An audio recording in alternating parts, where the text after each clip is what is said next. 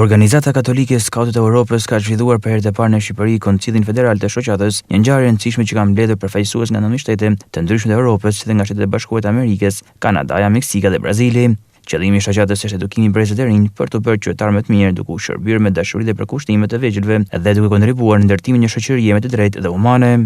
Çdo vit, Këshilli Federal i Gidëve dhe Skautëve të Evropës mblidhet në një qytet. Vitin e kaluar ishim në Lisbon, 2 vjet më përpara ishim në Paris, dhe qëllimi është një herë në vit të gjithë kombet evropiane dhe ata që vinë nga Amerika, nga Kanadaja siç është Poli, të mblidhen bashkë dhe të krijojnë këtë aktivitet për fëmijët, sepse është me të vërtetë një gjë e jashtëzakonshme për zhvillimin e fëmijës. Dhe kësaj radhe u zgjodh që të bëhet në Shkodër, sepse është qendra kulturore e veriut të Shqipërisë dhe edhe e gjithë Shqipërisë, dhe këtu është hapur grupi i parë i skautëve, domethënë ishte normal që të bëj këtu. Qëllimi kryesor është që fëmijët të zbulojnë skautizmin. Dhe ne dhe që